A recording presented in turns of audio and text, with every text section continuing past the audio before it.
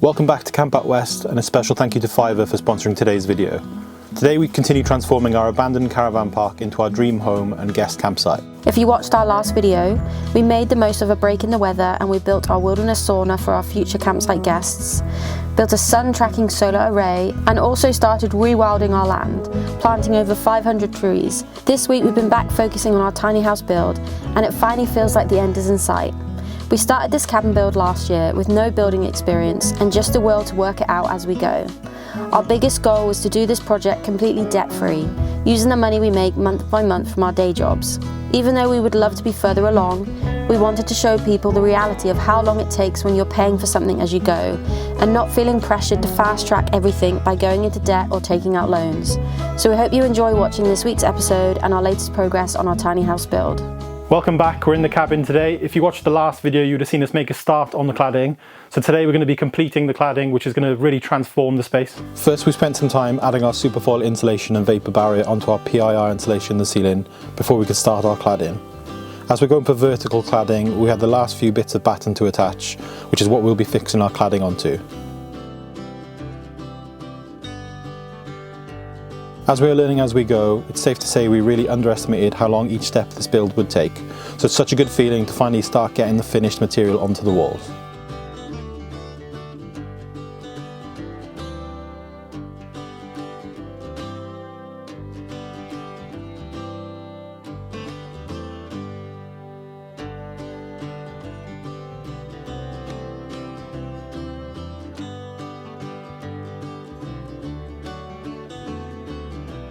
While we were finishing our batten, our stove fitter Aled came to install our flue out of the roof.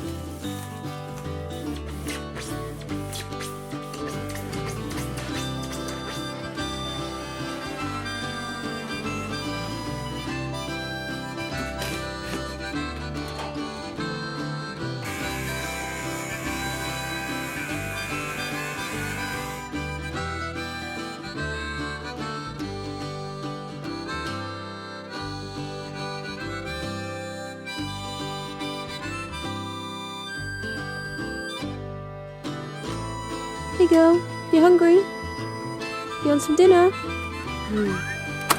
You love dinner, don't you? You love snacks, and you love sausages, and you love walks and the beach. Yeah, you love the beach, don't you? Darling, she loves the beach. Yeah, and you love Mamgi? Yeah. You love Daki too? And you love John? Yeah. Once Aled finished, we covered up our wood burner and new flue and decided to prime our first wall.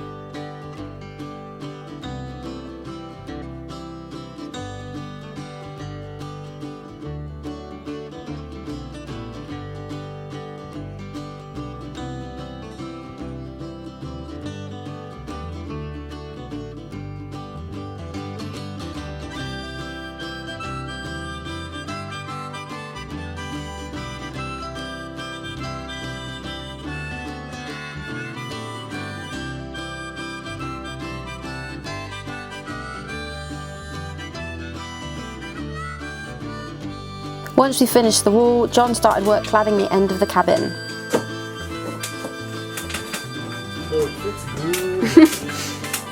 Kind of fits up against that basket.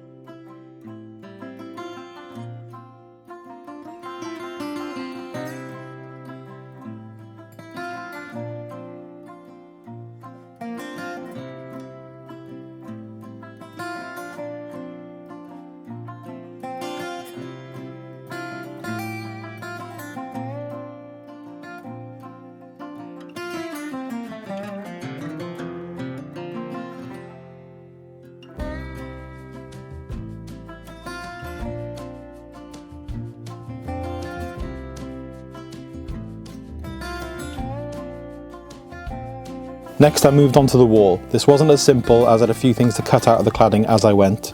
First was holes to fit our radiator pipes through.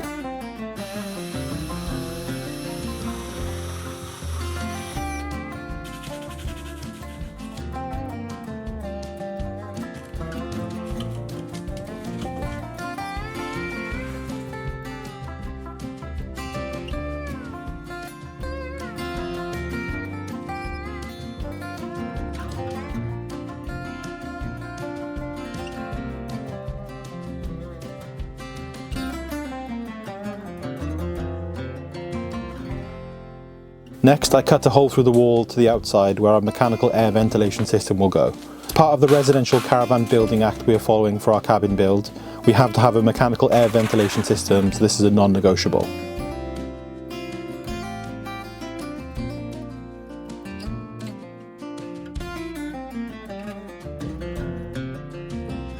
We got into a really good rhythm with the cladding. Ideally we would have opted for full 8x4 sheets of MDF V-groove instead of these individual cladding boards, but as we're building on a chassis we have a weight limit to adhere to, and this option of the softwood cladding saves us a lot of weight.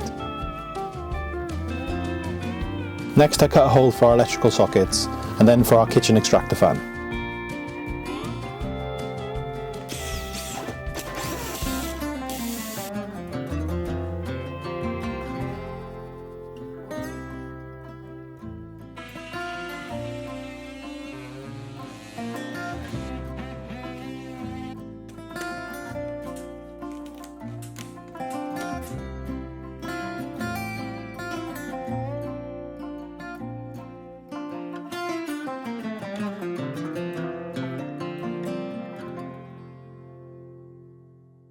We just finished doing all the wall cladding, so now I'm going to go around with this wood filler and I'm going to fill in all the little nail holes, so when it comes to painting the surfaces will be really nice and smooth and you won't see any imperfections. I'm also going to go over any little knots or dips in the wood to get a really nice finish.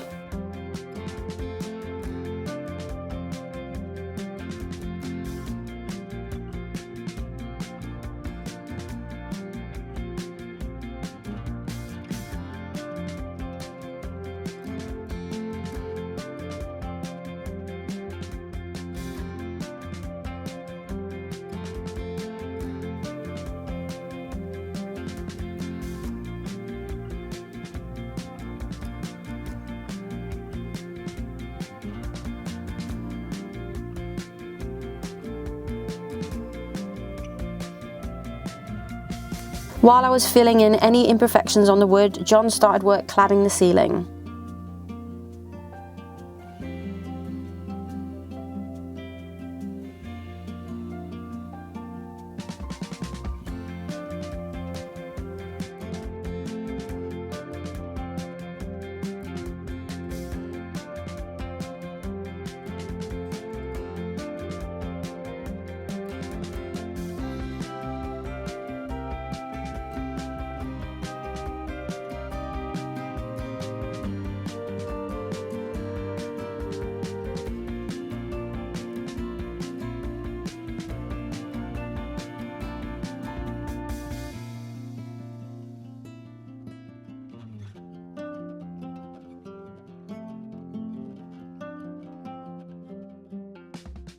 So now we've finished putting up all the cladding in the cabin, we're going to get ready to start painting, which is really going to transform the space. This is our vision for the cabin.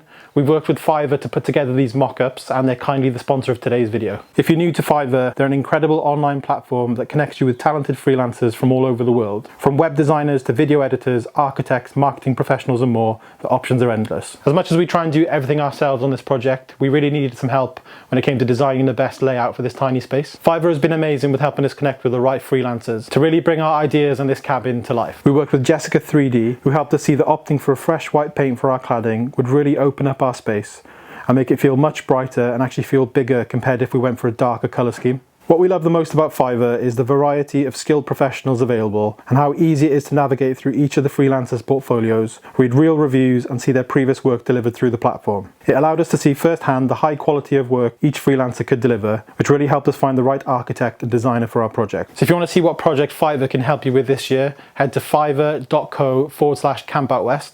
And to get 10% off your first order, use the code CAMPAPRIL. Thanks again to Fiverr for sponsoring this video, And now it's time for us to start painting the cabin.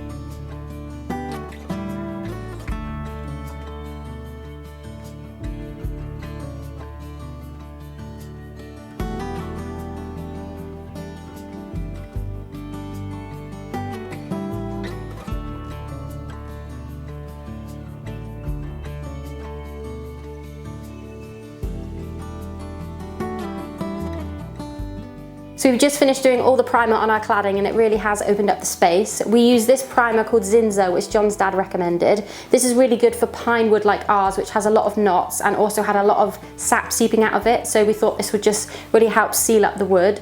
So this is just our primer coat, and we have got another paint going on top. And we went earlier and got our paint samples, so we're going to get you guys to help us pick your favourites. So these are the samples we picked up earlier. I actually didn't realise just how many different shades of white there are. We wanted something that had warm undertones, and these were our favourites. We are going to keep our skirtings and trims all crisp white just to get a nice contrast between the two. But we know when you paint them it looks so much different to what you see on the packaging, so we're just going to show you what they look like on the wall. So the first one is my favourite. It is, I think it's just B&Q's own paint, which was the cheapest one we could find, and it's a Cancun colour, which I would say is more like a sandy white. But it might look, oh yeah, see that's really dark compared to the bottle, and even what it looks like in the jar. Okay, so the next one is Egyptian Cotton by Dulex. Well, this is actually a lot grayer than I thought it would be. So the last one is by Farrell & Ball. We see everyone talking about this brand. It was the most expensive one in the shop, but we did really like the Schoolhouse White shade. I don't have a paintbrush, so I'm just going to use a rag. But it'll be interesting to see how different this is on the wall compared to what it's like. That's kind of like a greeny white, isn't it? So they are our 3 paint swatches. While we let them dry, I'm just going to show you what we got up to earlier in the week. Last week I attended another willow weaving course with my friend Demi. If you've watched our videos for a while, you know I did a willow weaving course for my birthday last year and fell in love. And I've booked myself onto a few different courses since then, so I can learn all the different styles and weaving techniques. I booked today's class with Becky from Tumble Greens, and she taught us how to make our own round bottom baskets. I've never made a basket in this style before, so I was really excited. My goal for this year is to make all of our welcome baskets for our future campsite guests, learn to make log store baskets and baskets for our future pantry.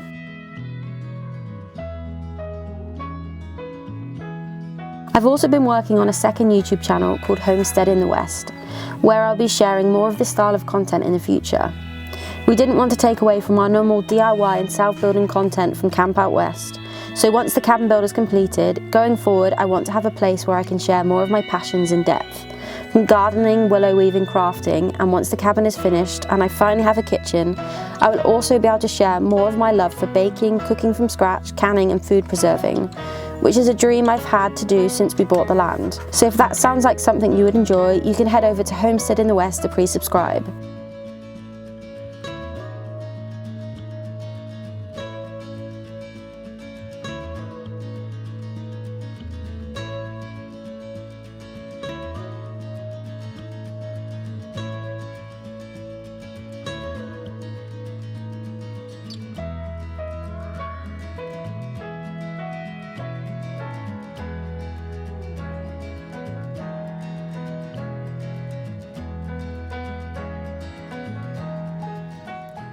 So last week I did a willow weaving course where we made these round baskets. I've been booking loads of different courses so I can learn all the different techniques. And while I was there, the lady running the course was actually selling some willow cuttings.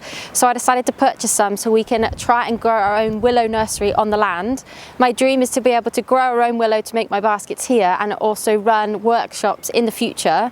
So as they take a year to grow, we figured we'd start early, and hopefully by this time next summer I'll have my own willow to make baskets here and also hold workshops too. My first job was trimming back the area where our willow nursery will go.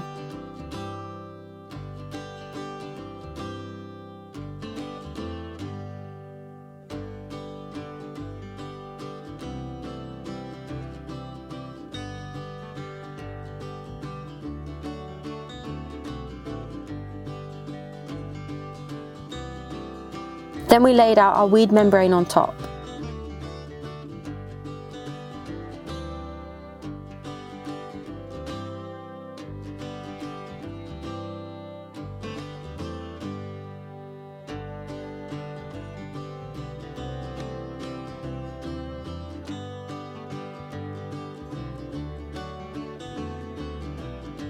So this is the area we've marked out for our willow nursery. So we've gone for a DPM sheet on the bottom. This was actually recommended us by 2 separate willow growers, especially on our land because we have a lot of reeds. They would actually come straight through any membrane. So we've opted for this to be our main weed suppressant, so the willow's not competing with anything, and also to really hold in the moisture to really help them thrive. And this is the willow we're going to be planting. So I ordered these online from a local Welsh grower, and then these ones I actually got from my weaving class last week locally, so we know these grow really well on this type of soil, so we're going to get these planted. So planting your willow cuttings are really easy. So I've got my cutting. I'm going to cut an angle in the bottom, and then I'm going to use this metal bodkin and I'm just going to pre-poke the hole, and then I'm going to slot this in halfway, making sure that the leaves are pointing upwards, and it's as simple as that. When you plant your willow cuttings, you need to make sure they are planted with a 20 to 30 centimetre gap.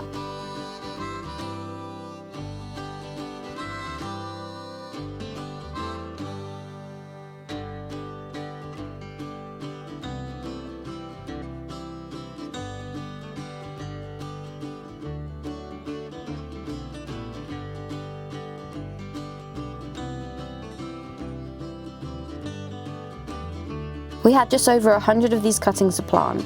One of these cuttings will produce between 10 to 30 willow rods, so that's over 3,000 willow rods in total, which we could turn into 25 small baskets per year.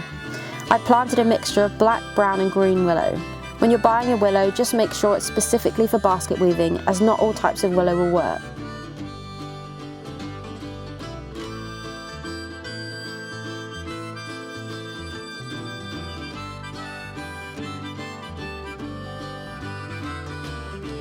Cuttings planted, next we added some wood chip on top.